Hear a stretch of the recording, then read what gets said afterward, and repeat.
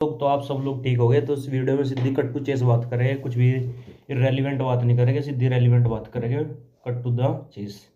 ठीक है। तो दोस्तों, तो आप सब लोगों ने थंबनेल देख लिया होगा। इस वीडियो का मेन टाइटल है why I passed CDS 225 and why I fail in CGL 25। तो बात करते हैं भाई, सीधी सी बात यह है कि जो इसके पीछे जो एक रीज़न था, जो एक सबसे बड़ा जो CDS करने के बाद में बच्चे को रहता है कि भाई हम SSB देंगे, SSB में पास हो जाएंगे, उसमें ना एक अनसर्टेनिटी बनी रहती है कि भाई तेरे से SSB होगा नहीं होगा। तो बस यही था मेरा कि मेरे को तो CDS देना है। CDS के चक्कर में मैंने GK GS पे बहुत ज़्यादा फोकस करा, जिसकी वजह से मेरी GK GS तो स्ट्रॉन्ग होगी और इंग्लिश भी मेरी काफ़ी हद तक बहुत अच्छी है।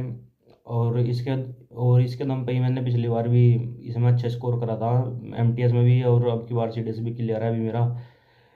अभी मेरा SSB बचा हुआ है, तो देखते हैं उसमें क्या होता है। अभी बहुत सारे एग्ज़ाम हैं, तो भाई अब मैंने अपनी लाइफ का सबसे बड़ा डिसीजन लिया है कि अब जो जिस चीज़ में अनसर्टेनिटी है उन एग्ज़ाम के पीछे में नहीं पड़ूंगा। जैसे कि होगा CDS, भाई CDS में अनसर्टेनिटी है, इसके बाद में तो मैं जो मेरा सपना था, आज सपना तो डिफेंस में जाने का था, पर वो पूरा नहीं हो पाया, बहुत सारी सेटबैक लगी है। तो ये तो अब बात करते हैं कि भाई मैं क्यों फेल हुआ CGL में और क्यों पास हुआ CDS में पास होने का मैंने आप सबको रीज़न बता दिया कि यही था। मैंने GS की बहुत अच्छे से तैयारी करी, जिसकी वजह से मैंने GS के लिए बता देता हूँ। GS के लिए मैंने वेरियस सोर्स करे, किसी भी एक टीचर से पढ़ा नहीं हूँ मैं। GS के लिए सबसे पहले तो मैंने SSC के लिए बैच लिया था कैरियर व्हील से। उसमें अभिषेक सुमन सर करके हैं, उन्होंने पॉलिटी और हिस्ट्री कराई थी। और स्टैटिक के लिए एज इट इज़ मैंने कुछ ज़्यादा कुछ नहीं करा। स्टैटिक के लिए तो मैंने एक जो किताब आती है नवीन सर की स्टैटिक बुक, वो करी थी स्टैटिक के लिए। तो स्टैटिक के लिए मैंने बता दिया आपको। जियोग्राफी के लिए मैंने एक परमार सर का बैच लिया था, परमार सर का सर 2.0 करके बैच था, और मैंने टेलीग्राम से ही पढ़ा था परमार सर से। मैंने कोई बैच परचेज नहीं किया था, वहाँ से मैंने अपनी जियोग्राफी और पॉलिटी कर ली थी। और भी जी के GS का एडवांस पहले जाने के लिए मैंने दो किताब आती है महेश कुमार बनवाल सर की, NCERT बेस होती है, वो करी थी मैंने। इससे मेरी जी के GS तो बढ़िया होगी, पर मैंने मैथ पर कुछ ज़्यादा कर ध्यान नहीं दिया, और बाद में मुझे CGL देना पड़ा। CGL दिया मैंने, तो CGL में मेरे मैथ में 13 ही नंबर थे, जो सच्चाई है। सही बता देता हूँ कि भाई झूठ कुछ नहीं है कि मेरे मैथ में 13 ही नंबर थे CGL में, जिसकी वजह से मैं फेल भी हुआ। और मेरे 122 नंबर बने थे मेरे रो मार्क्स जो बने थे, और जो इसमें मेरे जो घटे थे नॉर्मलाइजेशन में, 1 नंबर मेरा नॉर्मलाइजेशन में घट के 121 नंबर मेरे नॉर्मलाइजेशन में बने थे।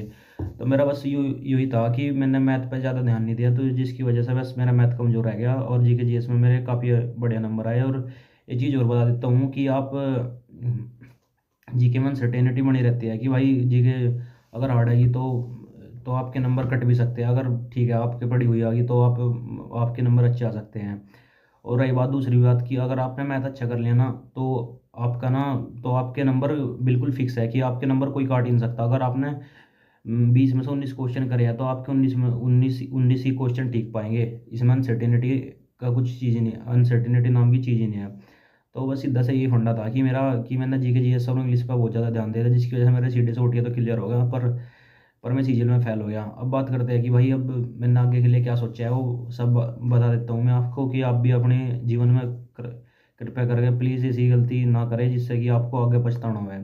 तो पहले बता देता हूँ कि सारी चीज़ ना, चारों सब्जेक्ट आपको एक साथ लेकर चलने पड़ेंगे। बहुत सारे ऐसे बच्चे होते हैं जिनके मैथ रीजनिंग अच्छे हो जाते हैं और GK में 0 0 पर भी डुल जाते हैं। तो ठीक है दोस्तों, अब मैंने अपना बैच ले लिया है। अब मैं गगन प्रताप सर से ही सारा मैथ करूँगा कंप्लीटेड, और अब मेरा UPSI का भी एग्ज़ाम है।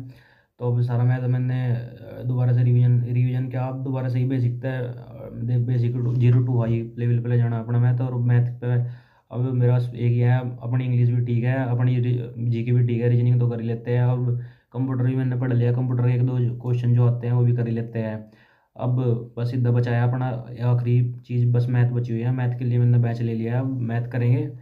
तो आप भी लोगों के मसले मेरा यही था कि आप अगर इनिशियल स्टेज पे है तो आप थोड़ा सा ऐसा मत करें कि आप मैथ छोड़ दें।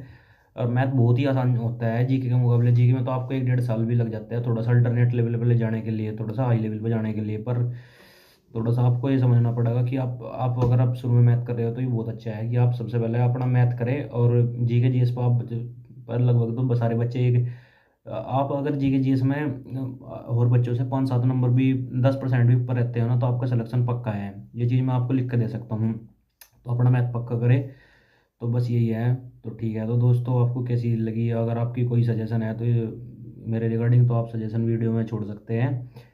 और अब मेरे एमटीएस का पेपर है, एमटीएस की स्ट्रेटजी के लिए एक न्यू वीडियो आएगी अब। तो आप लोग मेरा टेलीग्राम भी ज्वाइन कर सकते हैं, टेलीग्राम के लिए मैं डिस्क्रिप्शन में लिंक दे दूँगा। तो ठीक है दोस्तों, मिलते हैं नेक्स्ट वीडियो में। और बाकी तो ठीक है भाई। अब आप स्कैम वगैरह के लिए बहुत सारे लोगों को कमेंट आ रहा है कि स्कैम लगे, स्कैम वगैरह के लिए कुछ करिए। तो भाई हम तो इतने बड़े आदमी नहीं है कि कुछ कर सकें, पर स्कैम के लिए आप कर सकते हैं। तो आप लोग, अभी नजर ना भी वीडियो बनाई है, तो देखते हैं क्या होता है, उस वीडियो के बाद रिस्पॉन्स क्या रहता है। ठीक है दोस्तों।